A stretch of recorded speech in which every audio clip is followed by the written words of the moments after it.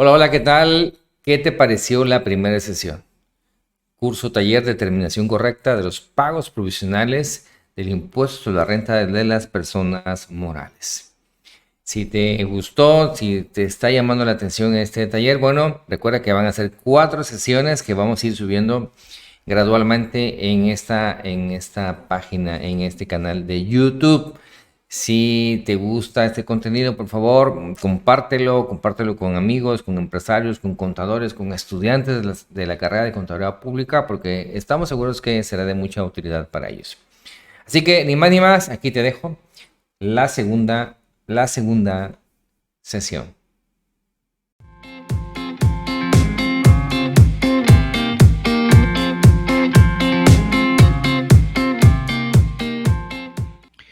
Ok, otro punto que es precisamente el control interno de la cancelación.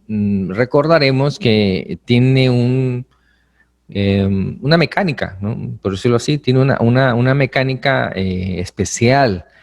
Una factura se debe cancelar porque tiene errores. Como dijimos, el producto no era el que me facturaste. No sé, mil cosas pueden pasar y la empresa que te está comprando dice, no, quiero que me la canceles. Oye, pero si la clave no importa tanto, no me interesa. Si a mí en mi control interno, ok, en mi control interno me dice que cuide la clave del producto, así que cámbiamela para que te la pague. Ni modo, ¿verdad? Hay que cambiarla. Muy bien. Vamos a cancelar una factura. Entonces vean que ese nuevo esquema pues ya está vigente, ¿no? Aquí interfiere el buzón tributario. De tal manera, aquí yo hago una recomendación para que el proceso de cancelación fluya bien y no tengamos un retraso en el proceso. Es previamente a mandar la solicitud por buzón tributario, yo le haga una llamadita a mi proveedor, o sea, en ese caso sea mi cliente, ¿no? Le hago una llamadita a mi cliente para decirle que le voy a enviar en un buzón tributario una solicitud de cancelación. O le envío un correo o le hago una llamadita. De tal manera que sepa que se estaba solicitando por qué. Porque si nada más le llega al buzón tributario la solicitud y no sabe el por qué y por qué me están pretendiendo cancelar un CFDI que para mí es una deducción autorizada, entonces digo, no autorizo, no, mientras averiguo. Y ya perdimos tiempo, ¿no? Ya perdimos tiempo. Así que sugiero que haya una llamada o un correo electrónico previo, ¿no? Para que estemos pues de acuerdo, ¿no? Y que el proceso siga sin ningún problema, ¿verdad? Y no perdamos, vaya, tiempo en el proceso. Es muy sencillo el proceso. El que emite la factura va a enviar una solicitud de cancelación a través del portal del SAT. Cuando se requiera la aceptación, acuérdense que hay supuestos para efectos de no pedir la autorización, ¿verdad? Eso ya lo pueden ustedes checar. Son diferentes incisos. Hay unos que no, por ejemplo, el CFDI de nómina, ese no se pide autorización, entonces ustedes lo pueden cancelar sin ningún problema. Hay algunos que no. Entonces, el receptor va a recibir el mensaje en su buzón tributario de que existe una solicitud para cancelar un folio digital. Yo lo recibo y debo manifestar que sí acepto o rechazo. Es lo que les decía. Si ya hubo una llamadita por teléfono al encargado o ya hubo un correo electrónico donde explicamos el que estamos enviando un proceso de cancelación, bueno, no va a haber ningún problema, ¿va? Para que me acepte la solicitud de cancelación. ¿Ok? Eh, Acuérdense que hay 3 días, tenemos 3 días hábiles siguientes, contados a partir del envío de la solicitud, para efecto de que si de no emitir respuesta, se considera como una positiva ficta. No dice nada, entonces se considera que sí, y la factura será cancelada. Así que mucho cuidado con quien sea el responsable del buzón tributario. ¿Estamos de acuerdo? Porque ahí es donde se va a mover esta solicitud. Digo, el buzón tributario está tomando mucha fuerza. Platicábamos en el curso de auditorías electrónicas que todo se mueve allí, en el buzón tributario, las auditorías electrónicas. Así que, vean, el que sea responsable del buzón tributario tiene que estar monitoreando si hay una auditoría electrónica, si hay una solicitud de cancelación, etcétera, etcétera, etcétera. Y punto número 4 dice, en caso de que la solicitud de cancelación no requiera aceptación por parte del receptor, la factura se cancelará de manera inmediata. Es como si no pido permiso a nadie, ¿verdad? Y yo entro y cancelo en el sistema, y todo se canceló, ¿va? Así de sencillo. Así que no descuidemos esa parte porque eso puede provocar, si no lo controlo bien, diferencias entre lo que estoy declarándole al SAT con lo que tengo en contabilidad. Y eso puede provocar, como una de las instancias, una auditoría electrónica. Y ahorita vamos a platicar que también puede provocar que te cancelen o te suspendan temporalmente tu sello digital. Y eso no lo queremos. No lo queremos porque ya entra la interrogante, bueno, ¿por qué me suspendieron mi sello? Y bueno, y entonces ahí se empiezan a ver problemas en el control interno en la empresa. Y bueno, esperemos, si pasa, bueno, vamos a ver que podemos subsanar el error. Pero que no lleguemos a eso, ¿no? Es precisamente para eso es esa plática. Darles algunos tips de por qué me puede pasar eso. Bueno, lo evitemos a toda costa. Otra forma de que me llegue una auditoría electrónica, increíblemente, me van a decir, ¿cómo? ¿A poco? ¿Me lo juras? El error en fórmulas en el Excel. Estoy seguro que el Excel, la mayoría de las firmas de contadores públicos lo utilizamos como una herramienta de apoyo para hacer papeles de trabajo. Los programas de contabilidad no todo lo tiene. ¿Nos apoyamos en herramientas de Excel? Sí. Los papeles de trabajo que yo les voy a presentar al final están en Excel. O sea, ¿por qué? Porque es una herramienta que me facilita la determinación de los pagos provisionales. Obviamente utilizo como base la información financiera, las balanzas, anexos, etcétera. Pero todo lo hago en Excel. Pero puede pasar, o sea, Excel es maravilloso. Excel te da gráficas, te da estadísticas, te da mucha información. Pero si tú llenas mal un campo, la información que te va a dar también es errónea. ¿Estamos de acuerdo? ¿Saben dónde hemos visto detectado errores en las empresas cuando hemos hecho auditorías para efectos fiscales? Cuando me prestan sus cédulas. Es cuando en tu catálogo, por ejemplo, manejas 5 conceptos de ingreso. Manejas 5 conceptos de ingreso y tienen sus fórmulas ya muy bonitas, bien amarraditas, y tiene la indicación de que asume de la línea 1 a la línea 5. Oh, sorpresa, ese año abrieron tres conceptos, 3 productos más, 3 servicios más, y entonces lo ponemos en las líneas que siguen, y no cuidamos a veces el refresh o el refresco, ¿no?, de la fórmula. No lo cuidamos, o sea, estamos enamorados y se nos olvidó. O estamos pues pendientes de que en la casa tengo problemas con la familia, problemas económicos, y no se me ocurrió realizar las fórmulas. Y ya no sé, nos ha pasado en las revisiones. Oye, la suma no coincide para acá y para acá. No, es que sí coincide. No coincide. Miran, mira, es que esta línea no la está jalando. Jesucristo, ¿no?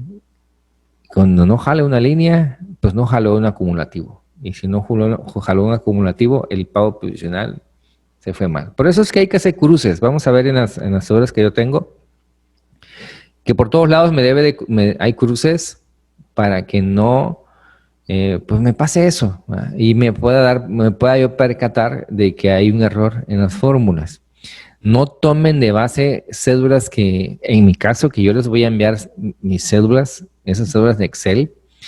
En el programa, este curso que está quedando grabado, van ustedes, como ya les avise que ya está listo, van ustedes a encontrar un video de bienvenida y los módulos en la parte de abajo. Así lo van a ver en la pantalla. Y abajo van a poder descargar todo el material que ustedes están viendo acá. Todo el material que están viendo acá lo van a poder descargar. Van a poder descargar las cédulas de Excel que voy a estar usando, algunos formatos que voy a proporcionarle. Todo va a ser descargable en su computadora. Nada más le van a dar clic, en la misma pantalla va a estar todo y ahí van a poder descargarlo. Lo mismo es para ustedes y para quien tome el curso de manera diferida va a ser exactamente igual. Así que bueno, esas fórmulas, archivos Excel que voy a poner a su disposición, revísenlas. Revisen con F2, despliega qué es lo que suma. Puede ser que yo le puse algunos conceptos que ustedes no manejen. Ustedes digan, no, pero yo nada más manejo 2 conceptos de ingreso. Vamos, eliminen las demás. Si van a tomar como bases esas cédulas. Si no, si ya tienen ustedes, seguramente tienen las propias, más comparen, vean el modelo que yo tengo. Y si dicen, ok, pues se parecen bastante, pues nada más corroborar que, bueno, la herramienta es muy buena, pero no se confíen en cédulas que nos envíen colegas, ¿verdad? Hay que revisarlas, hay que hacerle un checklist a todas las fórmulas, porque por ahí también pueden haber errores y llenamos mal el DIP y ya se fue mal la declaración. Por errores en el Excel, por cancelación de facturas, por un mal control interno en la expedición de los comprobantes fiscales digitales. ¿Ok? Bueno. Y lo peor que puede pasar es que me suspendan mis sellos. Pero ¿por qué, contadora? ¿Por qué me pueden suspender mis sellos por esto? ¿Porque mi información se fue errónea? Sí.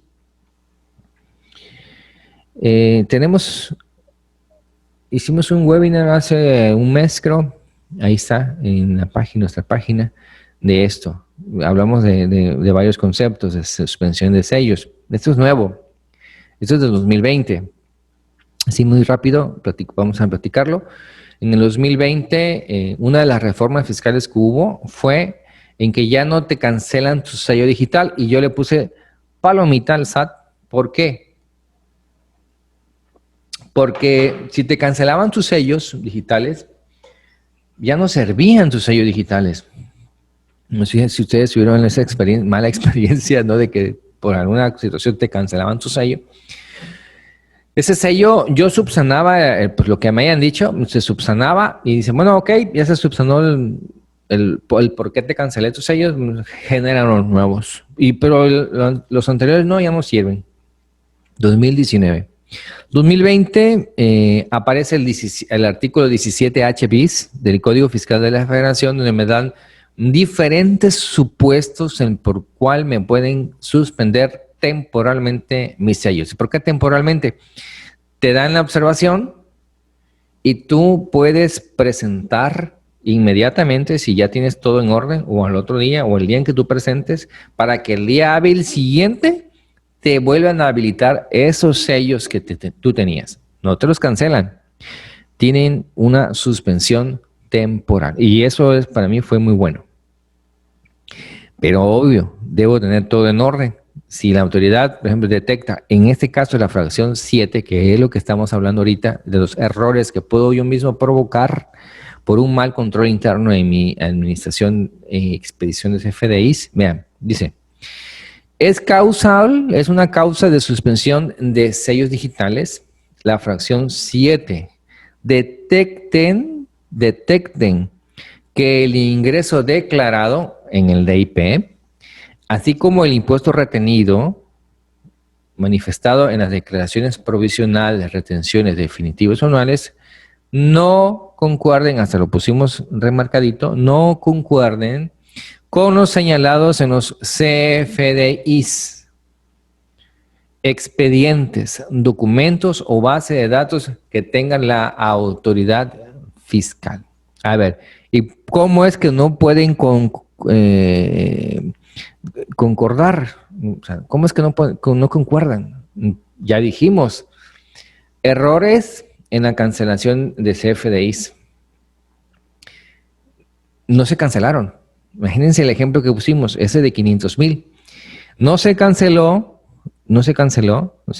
el CFDI y no va a coincidir, no va a coincidir si en contabilidad, cuando llega la información, ok, si se da cuenta, no, mira, esta, o nada más pusieron una nota, esta factura procede su cancelación, pero no la cancelan, y tú mandas el reporte en tu DIP con menos 500,000 pesos. ¿Por qué? Porque tú supiste que sí, esa factura no procede, no, porque no debe de entrar. Tú declaras 500,000 pesos menos, ¿estamos de acuerdo? El SAT en sus sistemas tiene 12 FDIs de 500, o sea, la autoridad se la compulsa. A ver, ¿cuánto dice que declaró la empresa? Esta empresa, no, pues 1,900,000. Oye, pero en su CFDI tiene 2,400,000. Ok, hay una de 500 de más. No concuerda. Oye, declaró menos. Mándale a su buzón tributario por la causal de la fracción séptima un calambre. Le vamos a suspender temporalmente sus sellos. Y ¡pam! Llega el buzón tributario. ¿Y en qué momento se pueden dar cuenta? Cuando te habla la empresa. Contador, tenemos un problema. Houston, hay un problema en la base. ¿Qué pasa? Pues no sé, el sistema me dice que no puedo facturar. ¿Les ha pasado? Dice que hay un problema no se sabe. No se sabe de por qué se tiene el problema. Se dice aquí que no podemos facturar. Híjola. Y aplicamos o decimos la palabra mágica, ¿verdad? ¿Saben cuál es la palabra mágica? Déjenme checarlo. Porque no sé, déjenme checar por qué. Y ya checó su buzón tributario. No, pues no, entre usted. Bueno, ya entramos al buzón tributario. Oh, sorpresa. Aviso, ¿no? Causal, fracción séptima. No concuerda el pago provisional presentado en tal mes con mis bases de datos. Obviamente, al revisar, ibas a encontrar que hay una factura de 500,000 que no se canceló. Entonces vas a hacer tus papeles de trabajo, le vas a hacer un papel de trabajo muy bonito a la autoridad. Y si ese mismo día ya supiste por qué fue, le envías un caso a la autoridad para que al otro día, así lo marca la disposición, para que al otro día de presentar el caso, te vuelvan a habilitar su sello digital. Y todos felices, como Maluma. Bueno, todos felices, los cuatro estamos felices. Así que bueno, y todo provocado por un mal control en los FDIs, porque no coinciden los ingresos acumulables para pagos provisionales. ¿Estamos de acuerdo? Así que bueno, esa es una de tantas causales. Esa es una de tantas causales que existen para suspenderte tus sellos. Así que no le demos herramientas, no le demos pretextos, causas a la autoridad para que una, me puedan suspender mis sellos. Dos, me llegue una auditoría electrónica. Porque eso sería lo peor, ¿verdad? No me llegue lo tradicional ahorita, es esas cartas de invitación que están llegando de vigilancias profundas. Y luego la verdad es que no sé de dónde sacaron el término, pero pasa, escucha así como muy profundo, ¿no? O sea, muy vigilancia profunda. O sea, caray. Pues al empresario pues no le gusta esa invitación, que me inviten a una carne asada, pero no a una vigilancia profunda. Así que, pues bueno, hicimos un Facebook Live hace como 2 semanas, búsquenlo, en videos, búsquenlo, en nuestra página de Facebook, que hablamos precisamente de eso, por qué me puede llegar una vigilancia profunda, una carta de invitación, qué hacer para que pues, no me llegue. Ok. Um, un comercial. Hemos preparado un curso de 20 horas.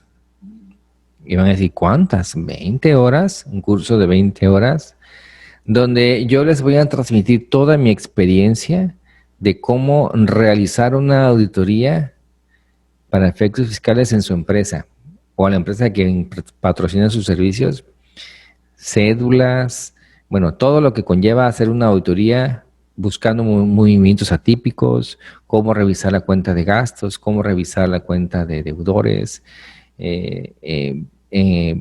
¿Para qué? Esas vigilancias profundas que están llegando es precisamente porque la autoridad está haciendo revisiones hacia atrás y se están llegando revisiones de los últimos 5 años para que te autocorrijas antes de que pase a una auditoría. Entonces ahí vienen sanciones y todo lo demás.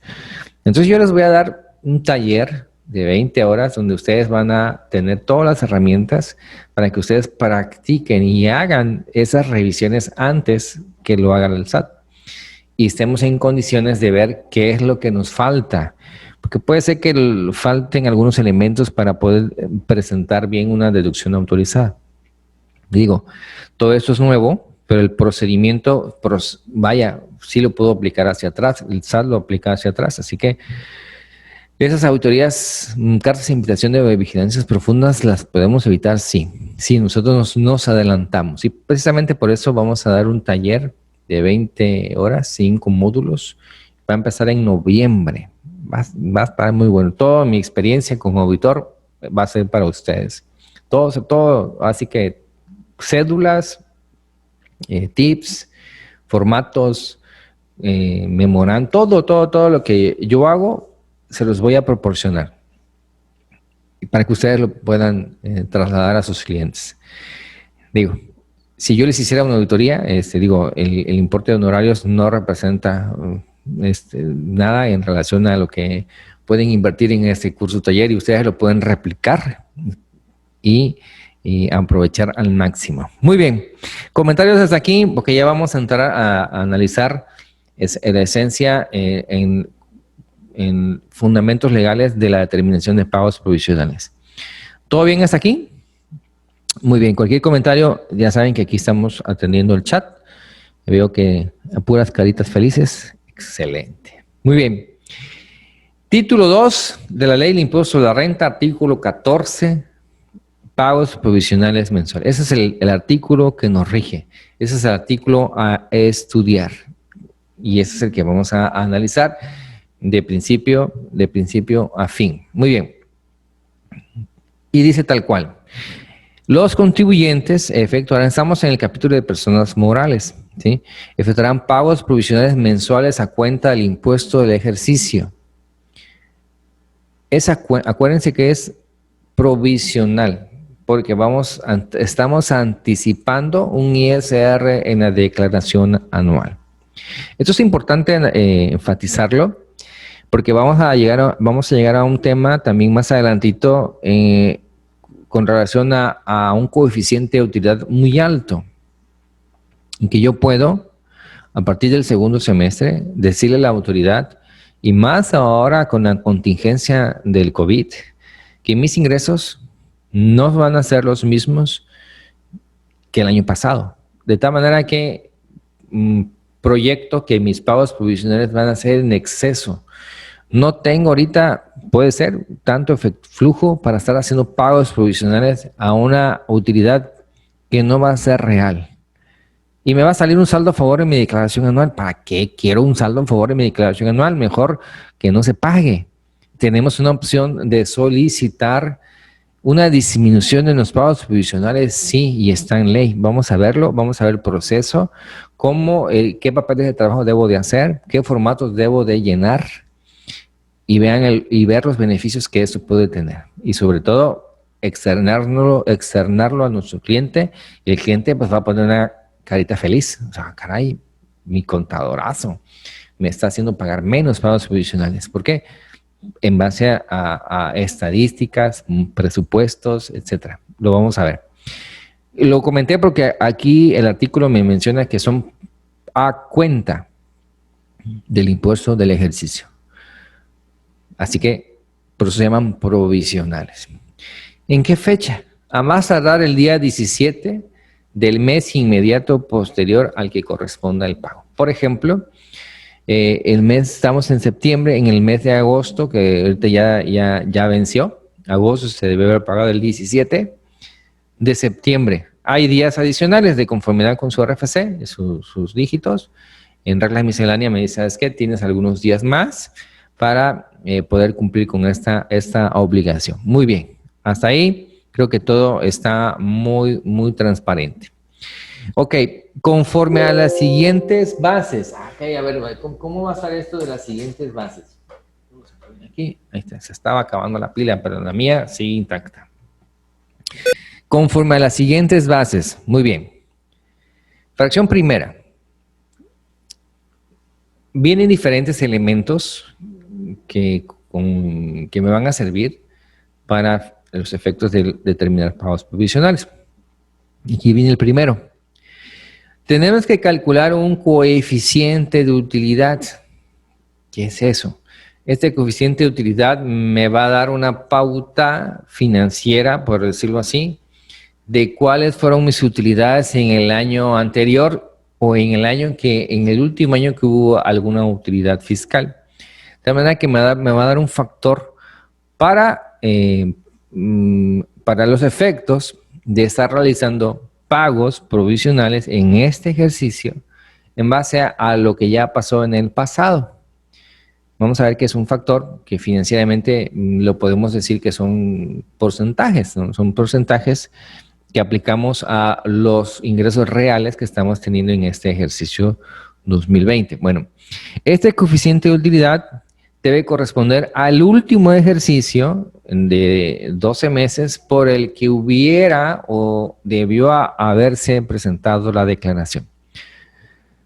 ¿Por qué dice hubiera o debió? Porque puede ser que la declaración del 2019 ustedes no la hayan presentado, que estoy seguro que no. Todos ya la presentamos. Estamos hablando de aquel que no la haya presentado. Y tenemos un coeficiente de utilidad del 2018 del 10%, ponte. Y como no he presentado la del 2019, podemos pensar que el coeficiente de utilidad del 2019, pues no tengo, porque ni siquiera he terminado la declaración. Y mis pagos provisionales de 2020 los sigo utilizando. Sigo utilizando el de 2018. Por eso es que dice acá, por el que si hubiera o debió haberse presentado la declaración. Quiere decir que cuando la presentes, el coeficiente de utilidad o el coeficiente de utilidad que se determine en ese año fiscal 2019, si hubo utilidad fiscal, es el que debió haber regido en el 2020 y ese es el que debiste haber aplicado. Entonces ahí pueden haber diferencias. Ok. ¿Cómo lo calculo?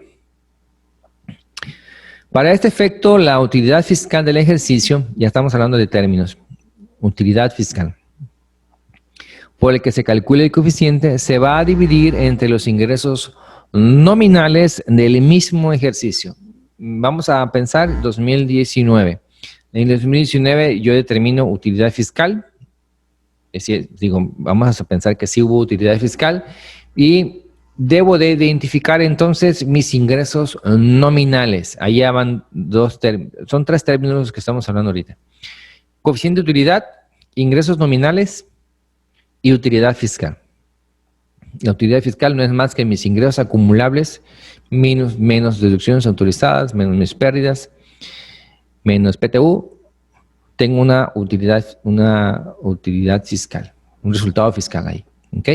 Entonces, para los efectos, tengo yo que tener a la mano esos elementos para poder determinar mi coeficiente de utilidad. ¿Estamos de acuerdo? Muy bien. Para ese efecto, entonces, la utilidad fiscal del ejercicio, por el que se calcule el coeficiente, se va a dividir entre los ingresos nominales. Ah, bueno. Y me va a dar, ¿qué? Mi coeficiente de utilidad. Entonces aquí lo estamos poniendo de manera gráfica utilidad fiscal entre ingresos nominales me da mi coeficiente de utilidad. Muy bien, pero ¿cuáles son mis ingresos nominales? Por eso es que mis papeles de trabajo deben ser muy claros, muy precisos, para que no exista error en la determinación de esos pequeños cálculos. Pues son unos cálculos muy sencillos. Ok. Vamos a identificar primero mis ingresos nominales, ¿estamos de acuerdo?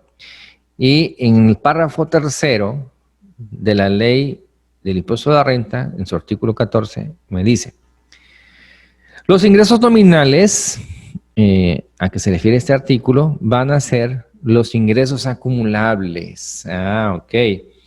Vamos a tener un papel de trabajo donde determino todos mis ingresos acumulables y vamos a recordar que dentro de los ingresos acumulables, si yo tuve un ajuste anual por inflación acumulable, vaya, los acumulo.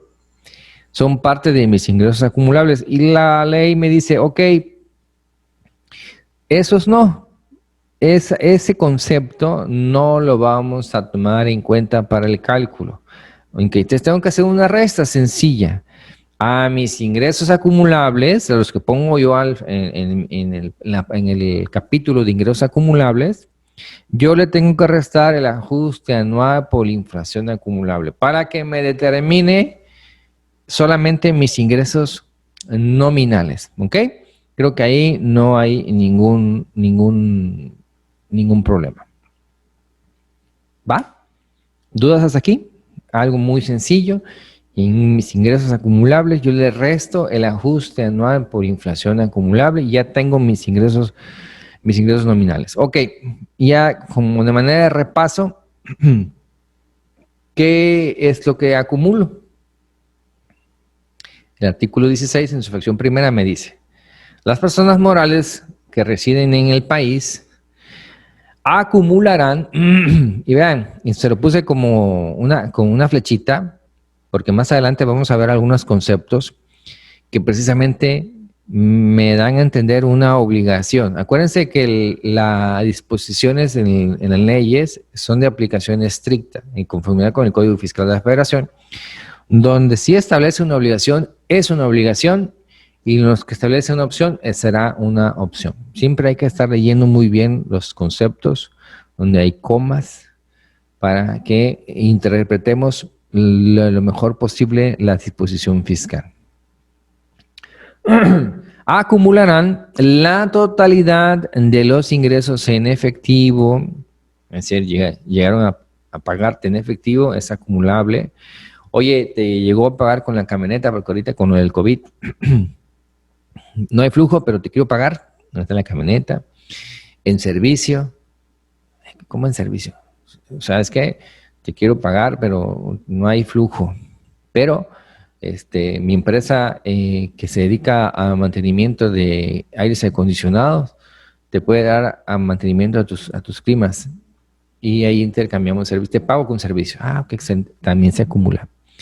En crédito, oye, facturas a crédito, acuérdense lo que mencionamos hace ratos, que todo lo que diga, no importa si dice PPD o si dice PUE en el CFDI, acumula.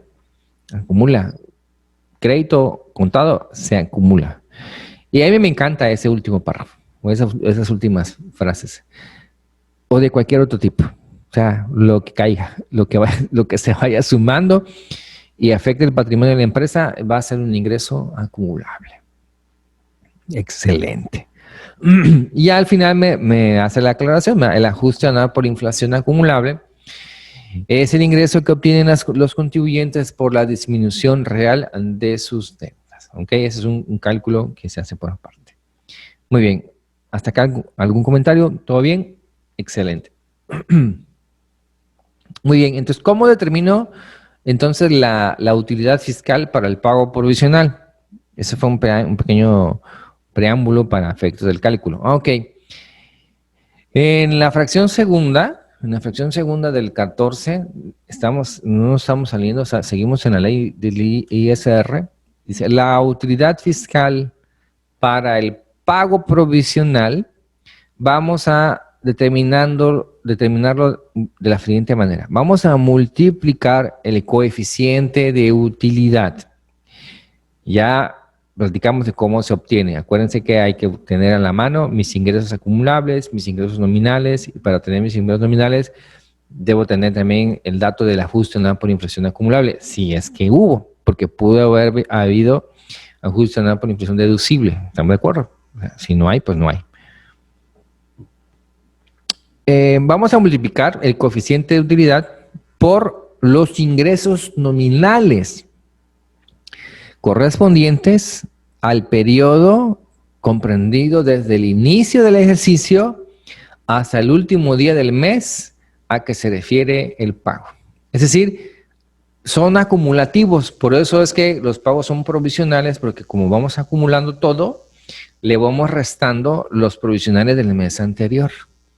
Es decir, ahorita que estamos en el mes de septiembre, que estamos dando la charla en vivo, estamos dándole en el mes de septiembre, debemos haber ya acumulado, si tienes un ejercicio, empezaste vienes con un ejercicio regular, tu pago provisional debe haber sido de enero acumulado hasta el mes de agosto. ¿Estamos de acuerdo? De enero a agosto, esos ingresos los debería haber acumulado para efectos de mi base gravable, para efectos de multiplicar el coeficiente de utilidad. Muy bien. Aquí hay algo muy importante. En las últimas palabras enunciados del artículo.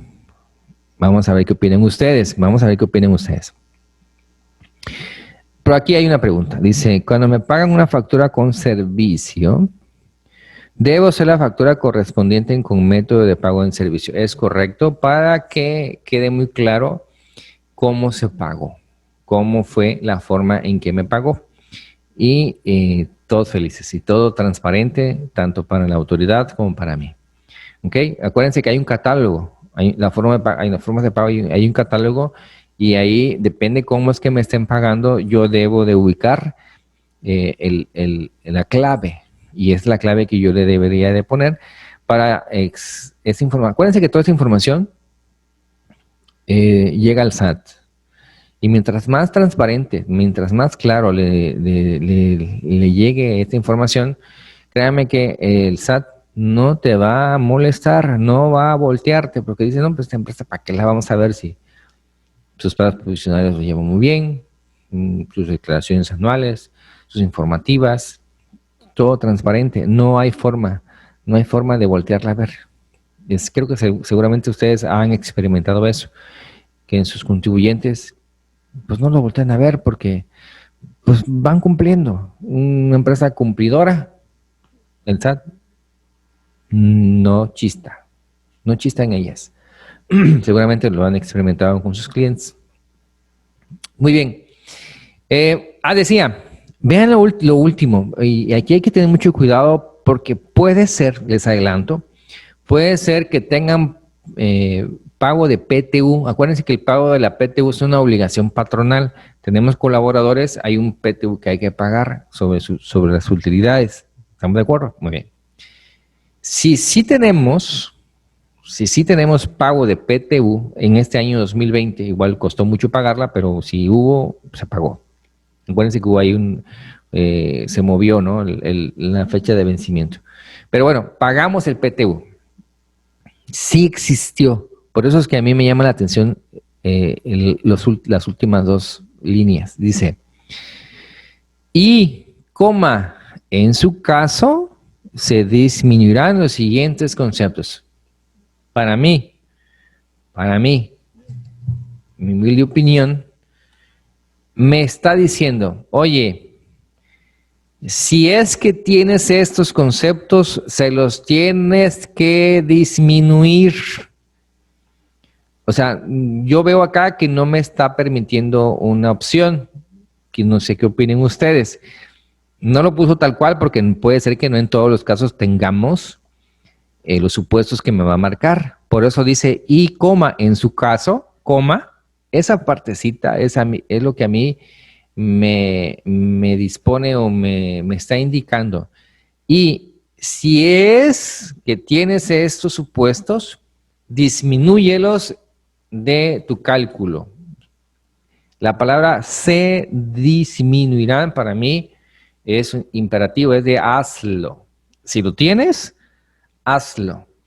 Entonces aquí hay que tener mucho cuidado. Si tienes algún concepto de los que vamos a ver ahorita, y para mí, si tú no lo aplicas porque una, se te olvidó, dos, no sabías que tú lo podías hacer, o tres, por estrategia, no los disminuyes para pagar más provisionales porque quieres pagar más provisionales a cuenta de tu impuesto anual, puede ser, ¿va? Puede ser.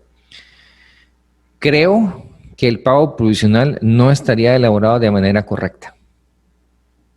No sé qué opinen ustedes. Tal vez ahorita no queda claro el contexto, pero ahorita vamos a avanzar.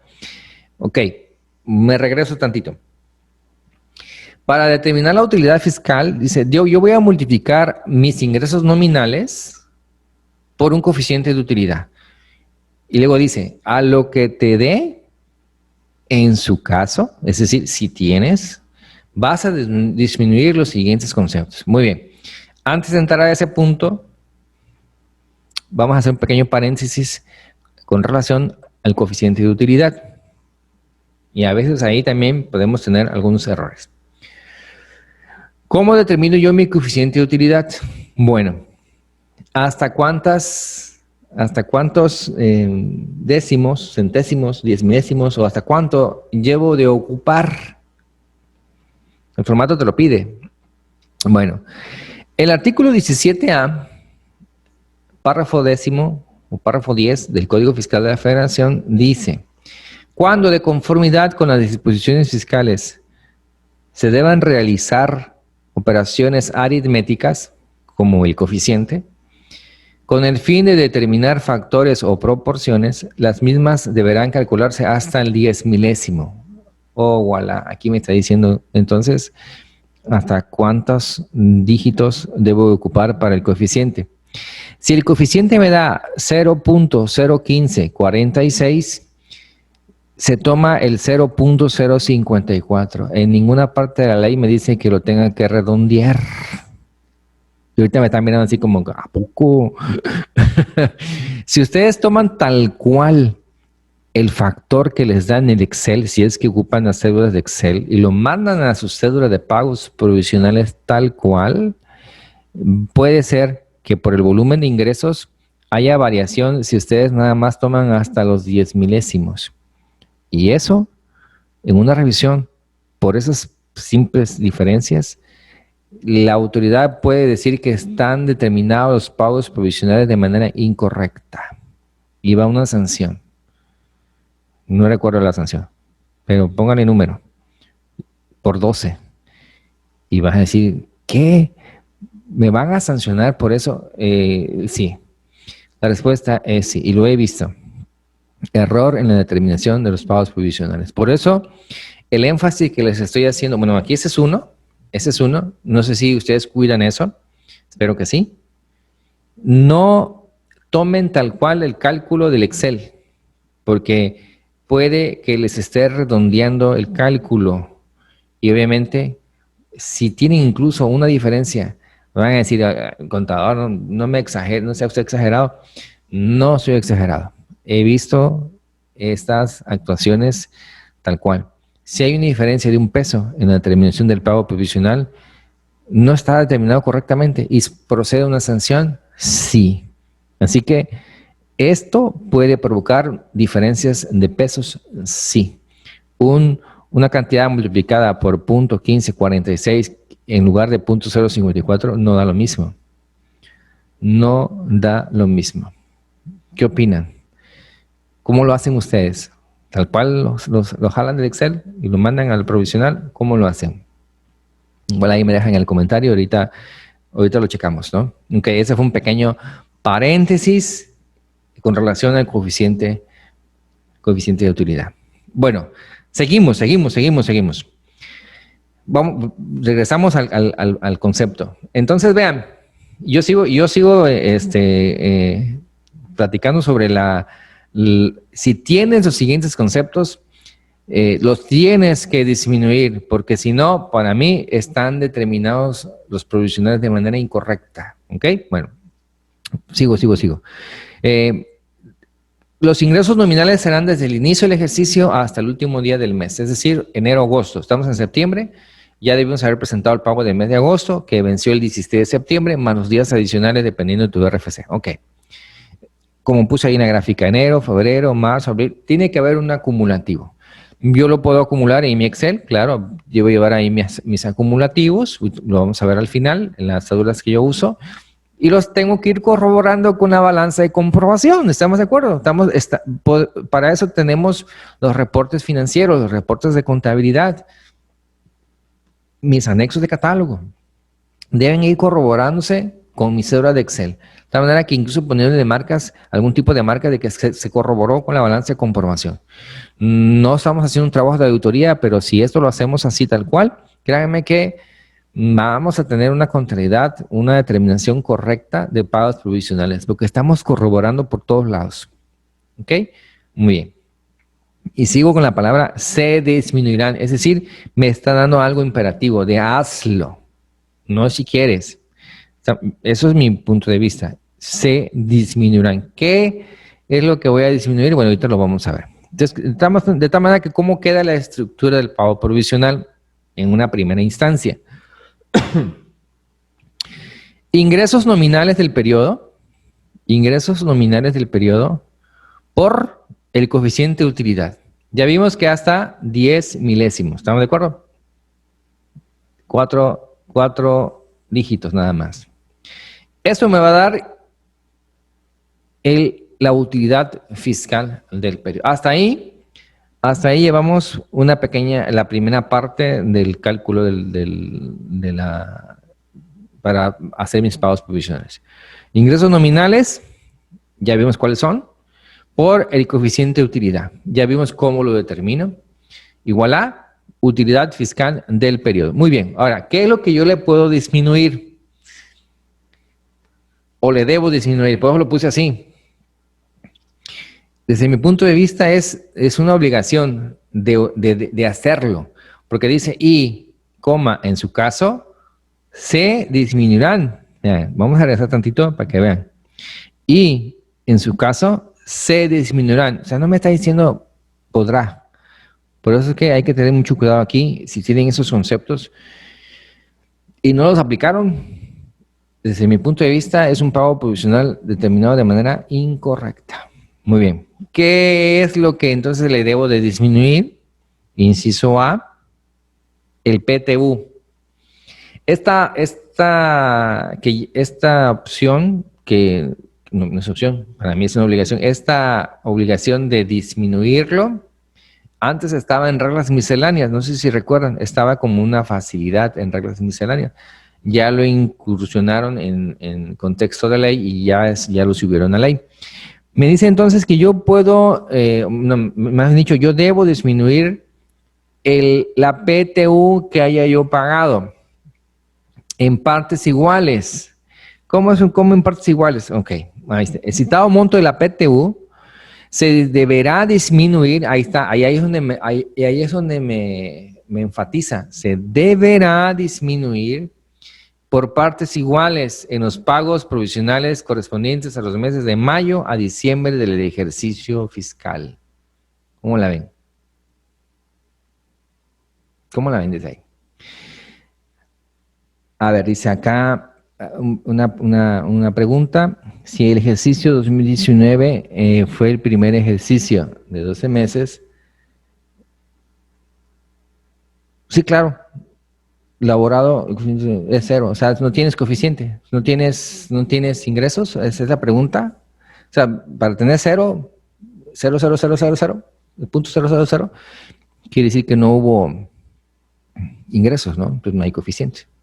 De todas maneras, por exposición, acuérdense que igual el primer ejercicio al no tener coeficiente, pues no hay pagos provisionales. Ok, eso creo que me estás preguntando. Vean la palabra en este inciso A, se deberá disminuir por partes iguales. Es decir, si la obligación que está establecida en ley de pagar la PTU en el mes, durante el mes de mayo, pues me habla de 60 días después del anual, marzo, abril, mayo,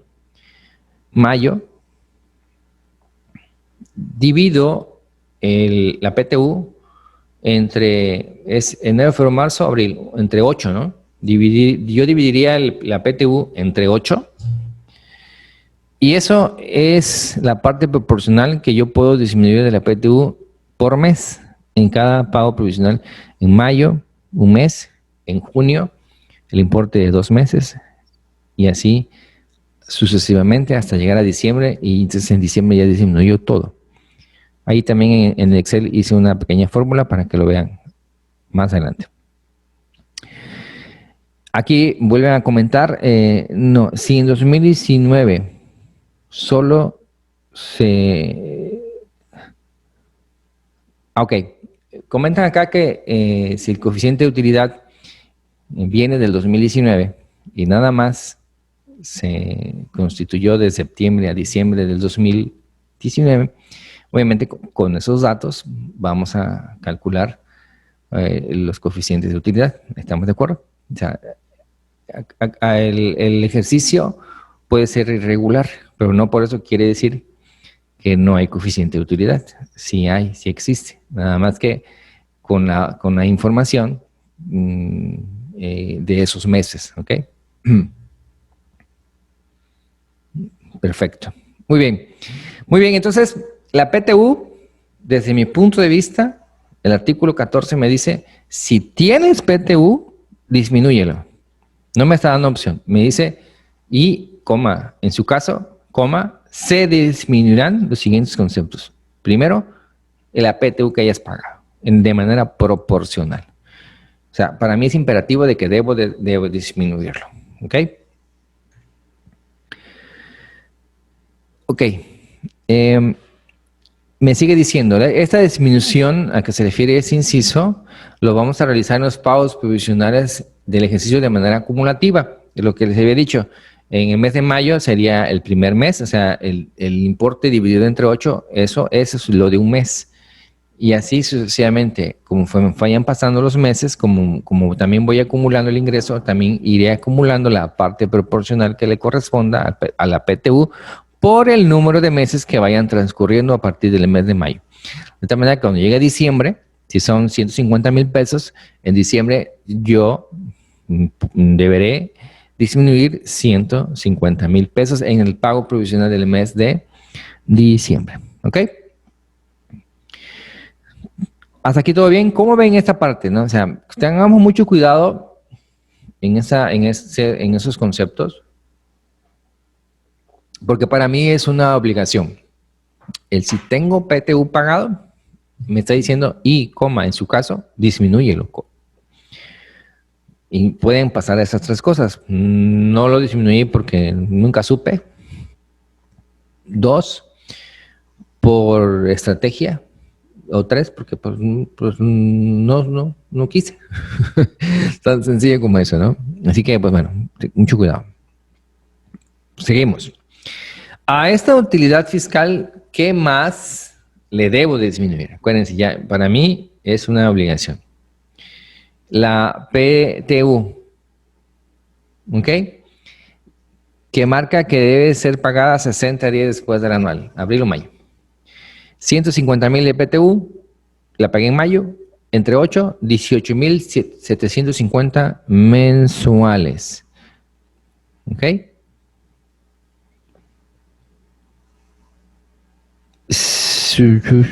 Ok. ¿Algún comentario hasta acá? ¿Todo bien? Muy bien. ¿Qué más? Es un segundo concepto que yo debo disminuir. Si es una persona que distribuye remanentes, anticipo de rendimientos, que eso aplicaría en el caso de asociaciones civiles, sociedades civiles, que sí estamos distribuyendo anticipo de rendimientos, yo puedo disminuir a esa utilidad fiscal los importes de esos anticipos. para sus efectos.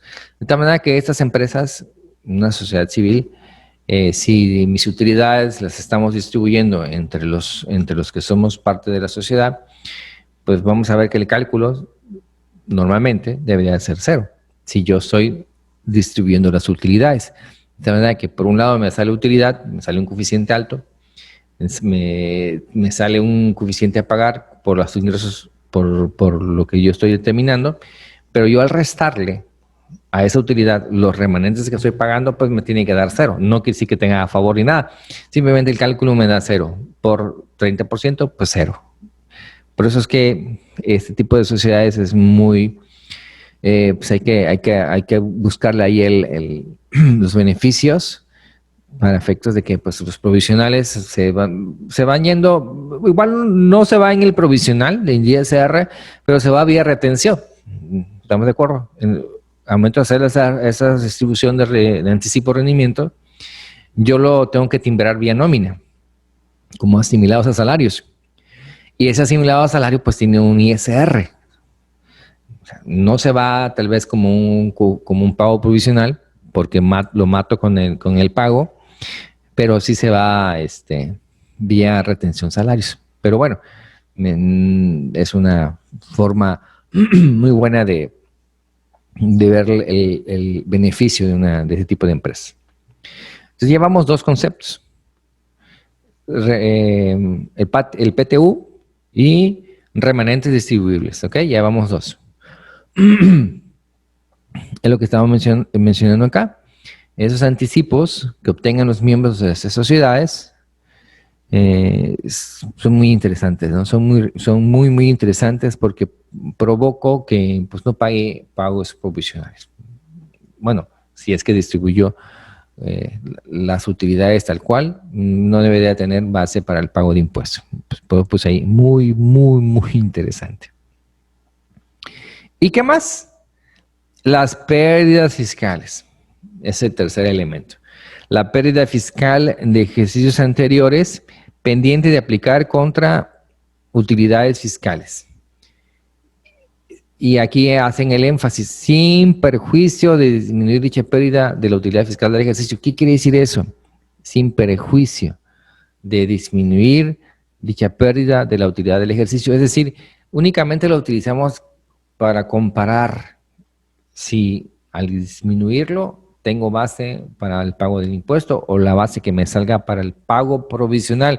Únicamente es una comparativa para efectos de la disminución, pero la pérdida fiscal la sigo teniendo para mi declaración anual. Es lo que me quiere decir acá. Es meramente una disminución, pero tu pérdida fiscal está intacta que la vas a llevar hasta tu anual de 2020 para aplicarla en tus utilidades, si es que hay, en el 2020. ¿Ok? ¿Dudas hasta aquí? Bueno, vamos a entrar tantito rápidamente, veloz, a hacer un pequeño zoom a las pérdidas fiscales y después de eso vamos a hacer una pequeña pausa. ¿Les parece? Bueno, las pérdidas fiscales, ¿por qué se generan? Las pérdidas fiscales, en su artículo 57, en la ley de ISR, en su primer párrafo, me dice que no es más que la diferencia entre mis ingresos acumulables con las deducciones autorizadas, cuando estas últimas sean superiores. Ingresos de 1 millón, deducciones de 1,5 millones, exceso en deducciones, 500,000 pesos. Esa es mi pérdida fiscal. Se va a aumentar incluso, esos 500,000 pesos se incrementaría si yo hice pago de PTU en el ejercicio. Pagué 200, o sea, serían 700,000 pesos de pérdida fiscal que tengo derecho a aplicar hacia adelante. ¿Ok? ¿Qué plazo tengo para agotarla? Tengo 10 años. Tengo 10 años para agotarla, para que la utilice. Tengan mucho cuidado porque si en algún año, en algún ejercicio, ustedes no ocupan esa parte, esa pérdida, ojo, es en anual. Si no aplican anual, acuérdense que en los provisionales es nada más para comparar, pero tu pérdida se sigue hasta el anual. Si en cierto año, vamos a poner ahorita en el 2020, traes una pérdida de hace 2 años, la aplicaste en el 2019 y en el 2020 tienes una utilidad de 100,000, pero no te enteraste que habían pérdidas y declaraste los 100,000, pagaste el impuesto, me está diciendo que yo pierdo el derecho de hacerlo en el ejercicios posteriores hasta por la cantidad en la que pude haberlo efectuado. Esos 100,000 pesos, pierdes el derecho. ¿Ok? Así que hay que tener mucho cuidado. Oye, esas pérdidas me da la opción de poderlas actualizar. Sí. Tengo que generar un factor de actualización que va a estar comprendido del periodo desde del primer mes de la segunda mitad del ejercicio en el que ocurrió hasta el último mes del mismo ejercicio. ¿Qué es esto?